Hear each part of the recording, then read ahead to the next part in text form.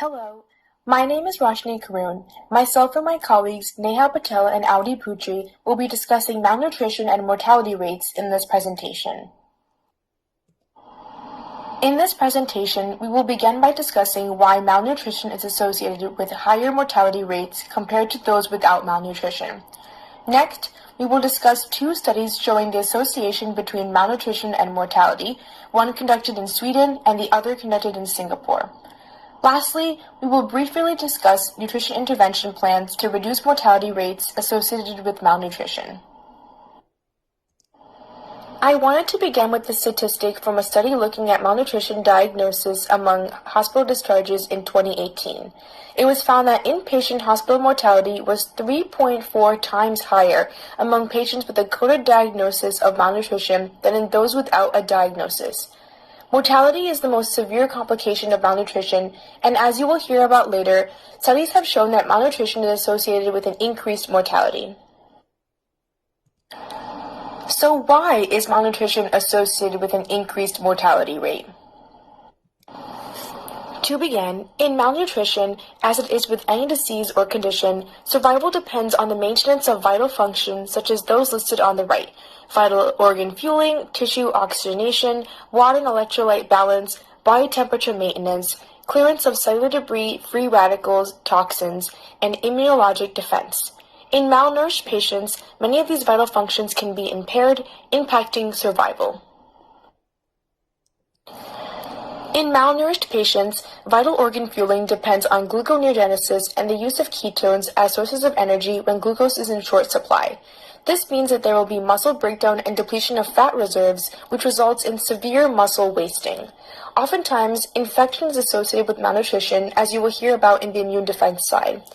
If infection is associated with malnutrition, more protein reserves are used through gluconeogenesis and the production of proteins used in the immune response towards the infection.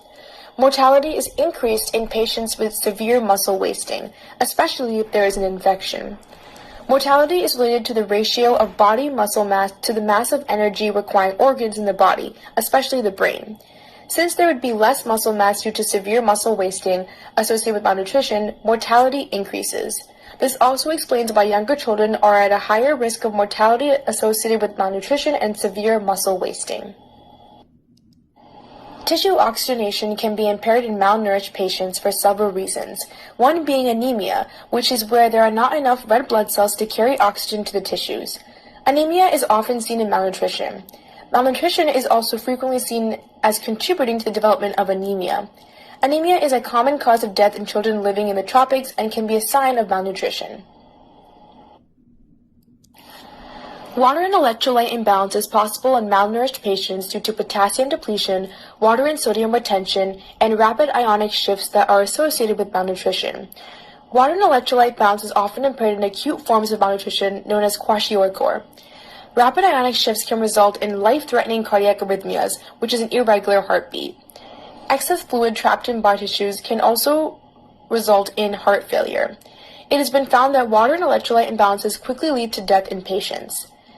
Next, malnourished patients often have deficient thermoregulation, where they cannot maintain their core temperature in cold environments.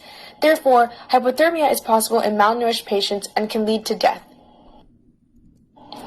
In malnourished patients, enlargement of the liver, known as hepatomegaly, is considered to be the result of the excess cellular debris, free radicals, and toxins.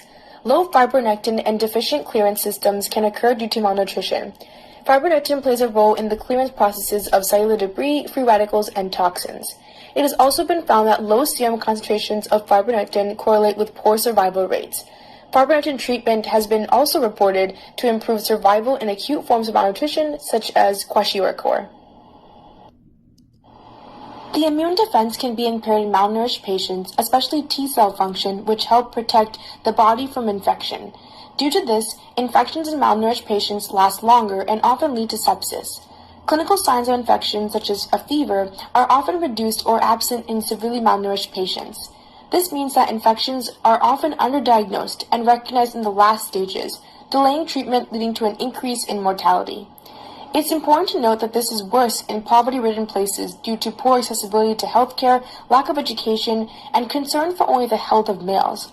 This contributes to the late response to malnutrition and infection, and eventually to increased mortality, especially in girls. And now Audi will discuss the first study showing the association between malnutrition and mortality. Hello everyone, I'm Audi Putri. I'm going to now discuss the first cohort study that was done in Sweden, which shows the association between malnutrition and mortality.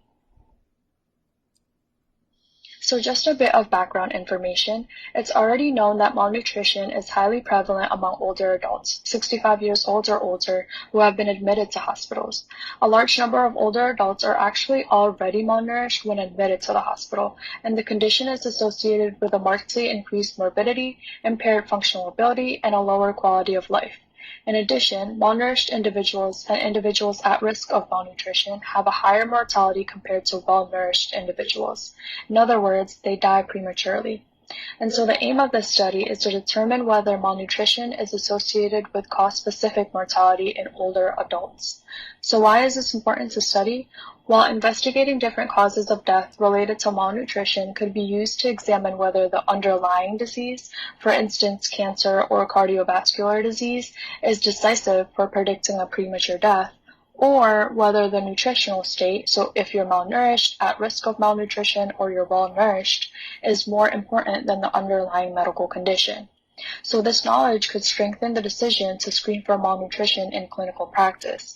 If individuals at risk of malnutrition are detected before the condition is manifested, then preventative nutritional interventions could be initiated. So once again, this cohort study was undertaken to clarify whether malnutrition is associated with cause-specific mortality in older adults. In this study, there were a total of 1,767 individuals who are 65 years or older and have been admitted to a medium-sized hospital in Sweden. Nutritional screenings were performed on each patient for 15 months from March of 2008 to May of 2009. And the assessment was done using the mini nutritional assessment, the MNA, which you can see on the left of this slide. The MNA is considered the most well-validated nutrition screening tool for the elderly. The current version consists of 6 questions, and if you get a score between 12 to 14, you're considered to be well-nourished. If you get a score between 8 to 11, you are at risk of malnutrition. And if you get a score between 0 to 7, then you are considered to be malnourished. Along with the MNA, each patient's body mass index, weight, and height were also measured.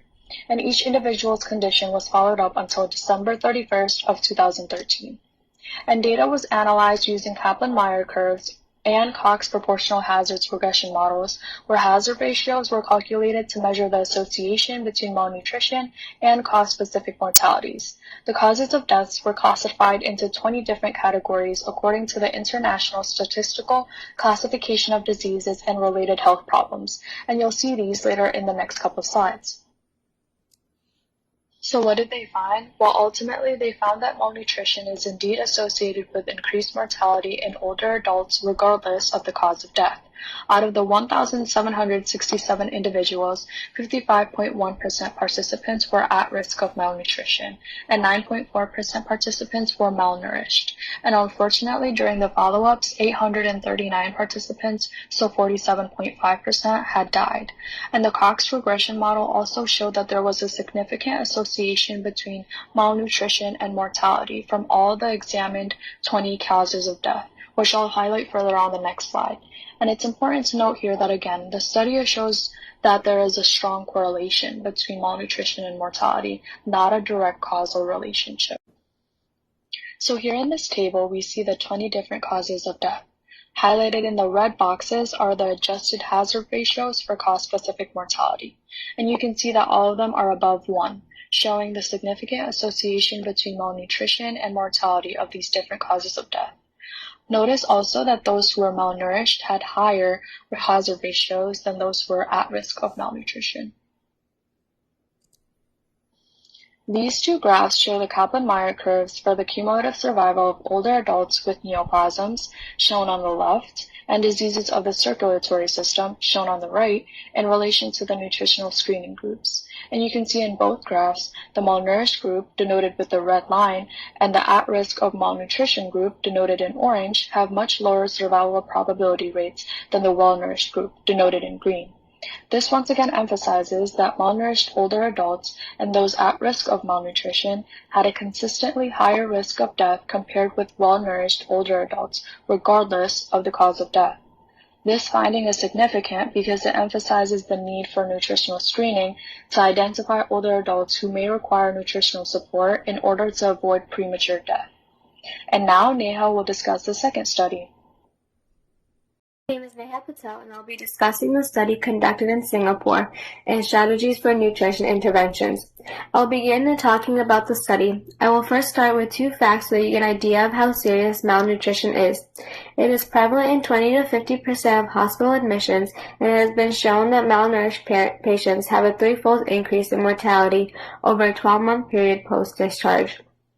A study was conducted in Singapore at National University Hospital with the aim of determining the prevalence of malnutrition and its impact on length of hospital stay, readmissions, 3-year mortality, and cost of hospitalization.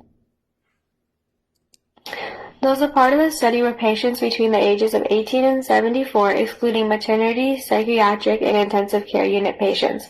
Within 48 hours of admission, a dietitian would assess them using the Subjective Global Assessment, also known as the SGA.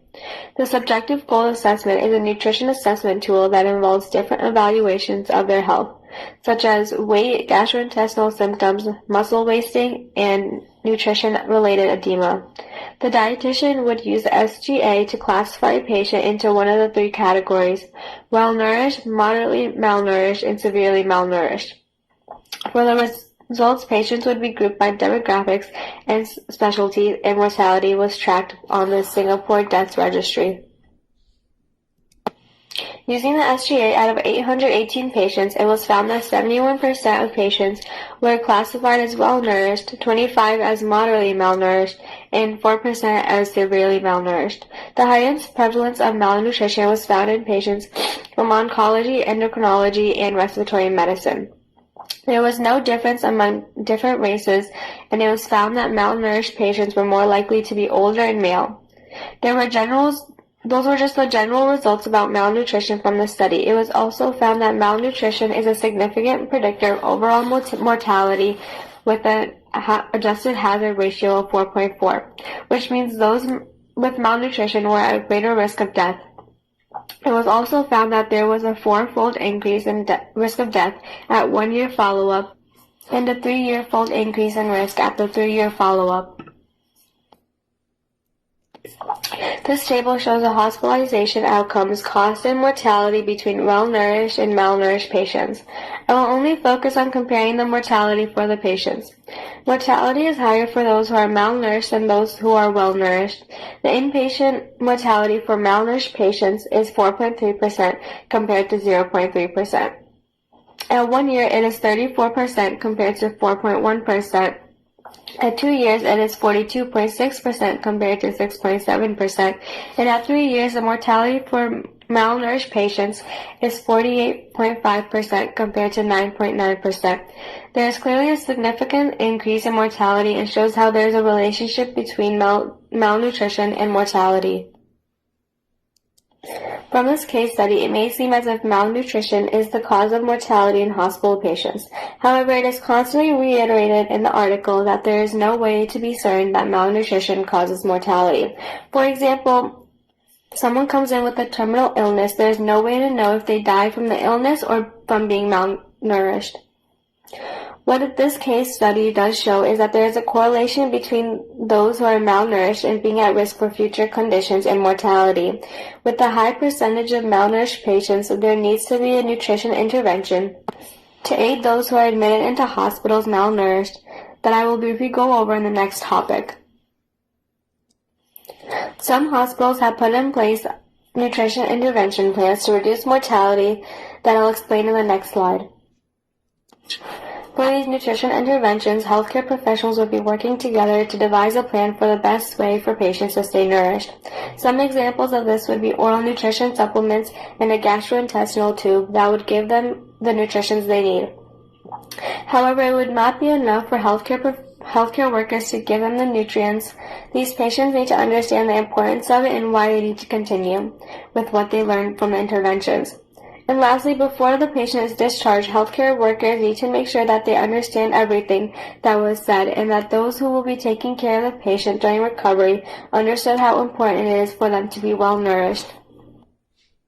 These are all the sites we have used for this presentation. Thank you for listening, and I hope you liked our presentation.